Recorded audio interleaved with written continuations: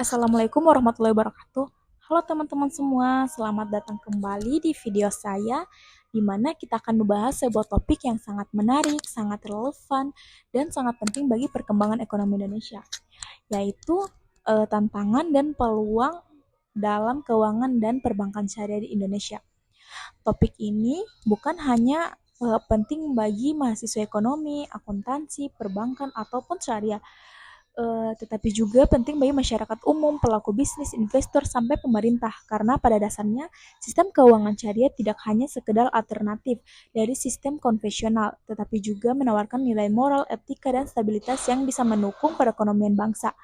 Di video ini, kita akan membahas semuanya secara mendalam, runut, dan lengkap, mulai dari konsep dasar, kondisi terkini, hingga tantangan dan peluang yang dihadapi oleh industri keuangan syariah di Indonesia. Jadi pastikan kalian tonton sampai akhir ya. Nah, pada bagian pertama ini kita harus tahu dulu mengapa keuangan syariah penting di Indonesia. Indonesia adalah negara dengan jumlah penduduk muslim terbesar di dunia. Artinya ada potensi pasar yang sangat besar untuk transaksi keuangan yang sesuai prinsip Islam. Selain itu, pemerintah Indonesia juga menargetkan untuk menjadi pusat ekonomi syariah dunia. Nah, ada beberapa alasan mengapa keuangan syariah penting. Yang pertama, populasi muslim terbesar, lebih dari 230 juta penduduk Indonesia beragama Islam. Selanjutnya yang kedua, meningkatnya kesadaran halal. Tidak hanya soal makanan, tetapi juga soal transaksi ekonomi. Terus yang ketiga, stabilitas keuangan. Sistem syariah bersifat asset based, sehingga lebih stabil untuk mudah terjadi bubble ekonomi.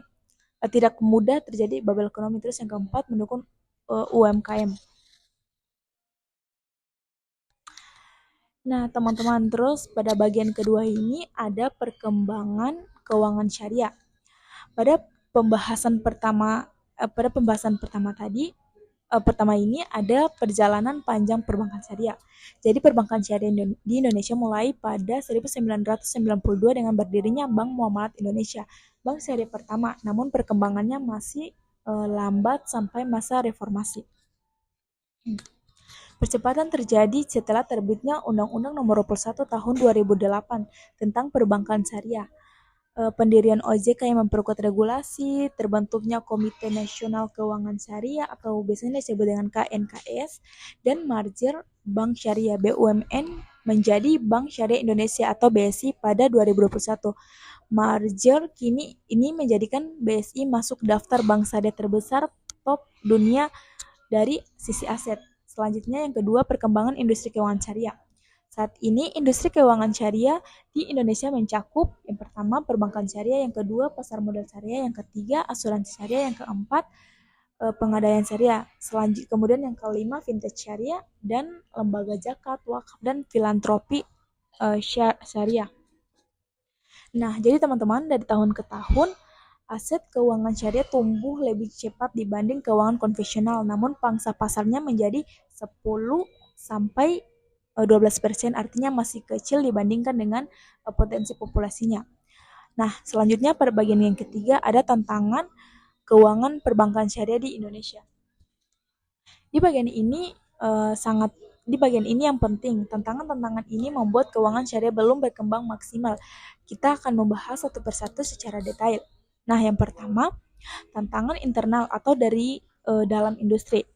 Skala ekonomi yang masih kecil. Nah, meskipun tumbuh cepat, bank syariah masih kalah besar dibandingkan bank konvensional. Aset yang kecil membuat bank syariah sulit bersaing dalam yang pertama teknologi, investasi SDM, penyaluran pembiayaan besar, efisiensi operasional. Kemudian yang kedua, SDM dan literasi syariah yang terbatas. Banyak karyawan bank syariah sebenarnya tidak memiliki pendidikan syariah. Sebaliknya, banyak lulusan syariah yang kurang memahami teknis ekonomi modern. Akibatnya, produk sulit dikembangkan. Kemudian, inovasi berjalan lambat, tenaga kerja sulit beradaptasi. Nah, kemudian yang ketiga, kurangnya inovasi produk. Sering dianggap bahwa produk bank syariah hanya copy-paste dari bank konvensional, hanya diganti akadnya saja, padahal masyarakat menginginkan produk-produk yang benar-benar berbeda dan menawarkan nilai unik. Kemudian yang keempat, infrastruktur teknologi yang tertinggal. Digitalisasi di bank syariah masih kalah dari bank besar konvensional. Banyak layanan yang belum sepenuhnya online atau masih terbatas. Padahal generasi muda Indonesia memilih layanan digital. Nah, selanjutnya yang kedua ada tantangan eksternal atau dari luar industri. Nah, ini dibagi menjadi beberapa. Yang pertama, literasi masyarakat yang masih rendah. Walaupun banyak yang beragama Islam, belum tentu semua paham bedanya bunga dan riba, akad, pembiayaan murabaha dan kredit, dan sebagainya. Nah, literasi rendah menyebabkan masyarakat ragu, kemudian lebih memilih konvensional, kemudian juga menganggap syariah ribet atau sama saja. Nah, selanjutnya yang kedua, persaingan ketat dengan bank konvensional. Bank konvensional memiliki modal besar, infrastruktur digital matang, jaringan luas, pengalaman panjang. Nah, kemudian yang ketiga, regulasi syariah yang kompleks. Bank harus mengikuti regulasi umum, plus aturan DPS, dan fatwa DSN MUI. Ini membuat proses lebih panjang dibanding bank konvensional. Kemudian yang keempat, kurangnya harmonisasi produk syariah. Contoh, tidak semua produk syariah tersedia di seluruh bank.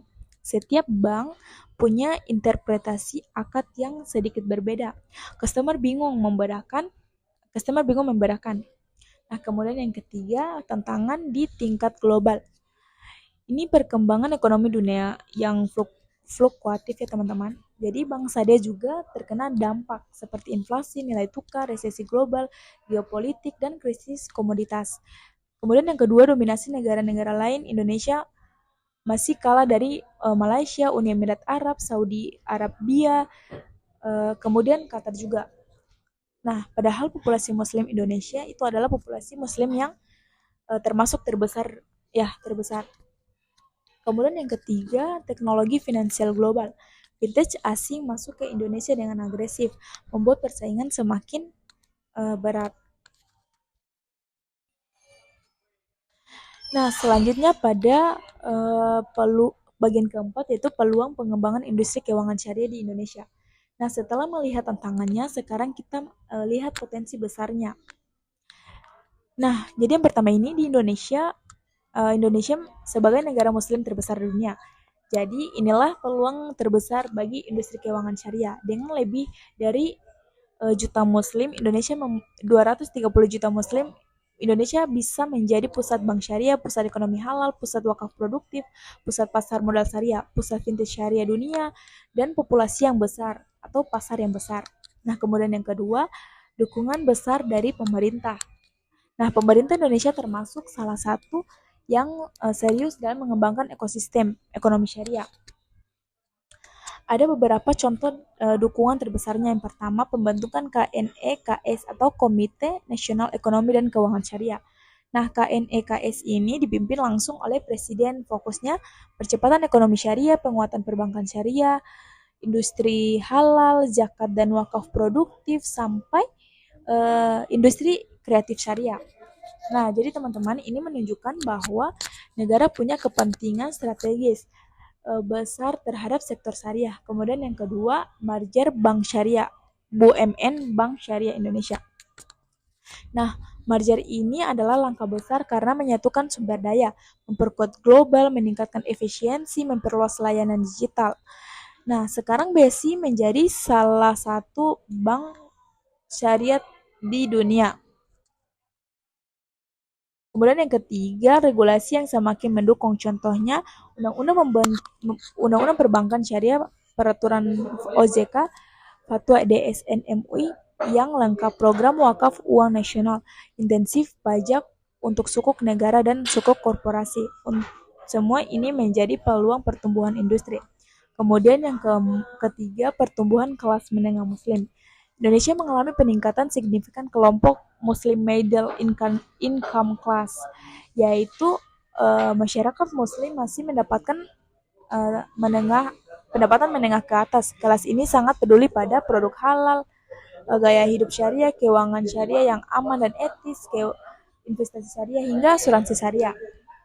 Nah, kelas menengah muslim menjadi mesin pertumbuhan bank syariah terutama dalam tabungan haji dan umroh.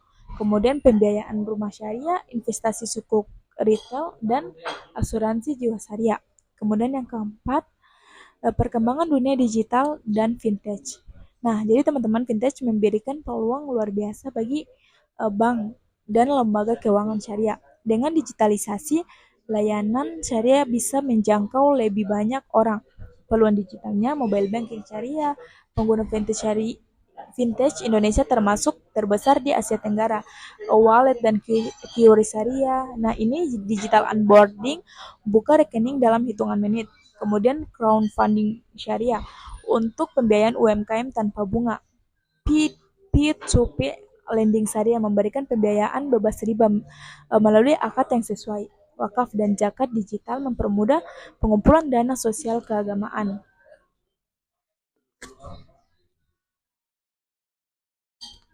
Nah, selanjutnya teman-teman kita masuk yang kelima, potensi besar aset sosial syariah atau disebut dengan JISWAF. Sumber dana ini semakin besar tetapi belum dikelola sepenuhnya. Jika dikelola optimal, JISWAF bisa menjadi pembiayaan mikro untuk UMKM, solusi kemiskinan, pendanaan pendidikan, pengembangan fasilitas umum, kemudian proyek wakaf produktif yang menghasilkan income. Potensi wakaf uang. Diperkirakan potensi wakaf yang di Indonesia mencakup 180 triliun per tahun, namun pemanfaatannya sangat kecil. Jika bank syariah berperan aktif dalam mengelola wakaf produktif, aset bisa berkembang tanpa riba, nilai sosial meningkat, ekonomi masyarakat terbantu, terus reputasi syariah naik. Kemudian yang keenam, pasar modal syariah yang makin diminati. Nah, pasar modal syariah Indonesia termasuk paling maju di dunia.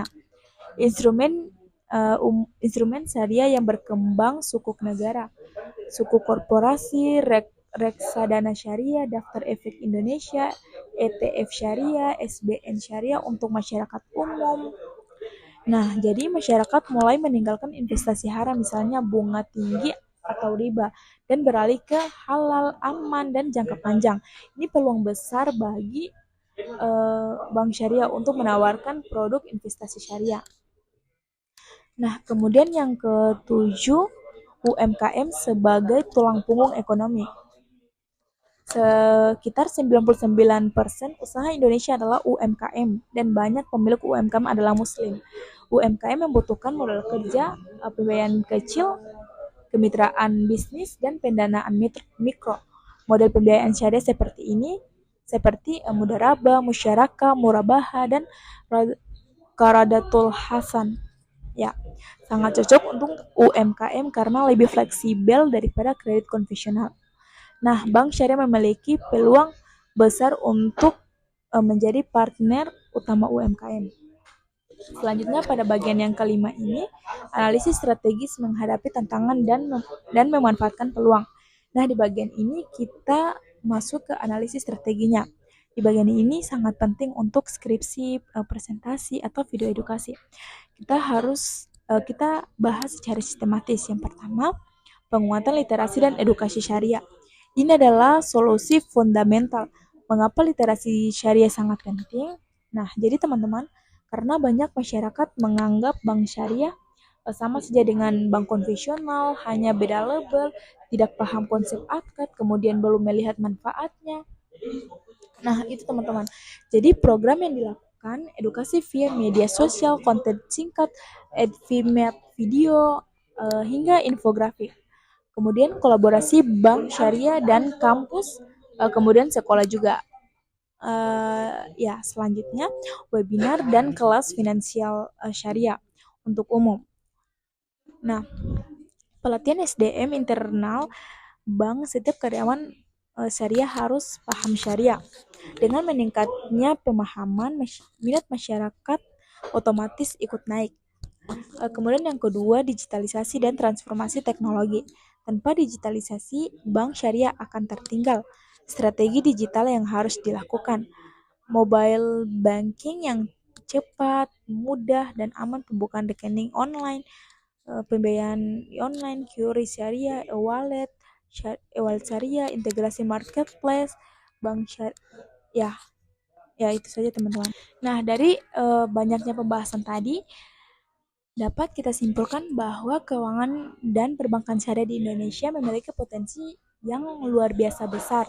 Namun, potensi besar ini tidak akan berarti jika dimaksimalkan dengan perencanaan dan strategi yang matang. Ya, industri ini menghadapi berbagai tantangan, literasi rendah, kompetisi ketat, modal terbatas, SDM belum merata, digitalisasi tertinggal lah. Nah, namun peluangnya jauh lebih besar teman-teman. Populasi muslim terbesar, dukungan pemerintah, perkembangan digital, potensi wakaf produktif, UMKM halal dan masif, pasar modal syariah yang berkembang. Nah, jika tantangan-tantangan tersebut diatasi, maka dalam waktu dekat Indonesia berpotensi menjadi salah satu pusat ekonomi syariah terbesar di dunia. Nah, teman-teman semua, perkembangan syariah bukan hanya tugas pemerintah atau lembaga keuangan. Kita sebagai masyarakat Indonesia juga punya peran penting, yaitu meningkatkan literasi keuangan syariah, memilih produk yang halal dan etis, mendukung ekonomi umat aktif menabung dan berinvestasi secara syariah, dan ikut serta dalam gerakan sosial seperti zakat, infak, dan wakaf. Dengan sinergi semua pihak, insya Allah Indonesia menjadi pusat keuangan syariah dunia di masa depan. Nah, semoga video ini bikin kalian makin ngerti dan makin melek soal keuangan syariah. Thanks udah nonton, jangan lupa like, share, dan subscribe ya teman-teman. Oke, see you di next video. Stay smart, stay halal vibes. Assalamualaikum warahmatullahi wabarakatuh.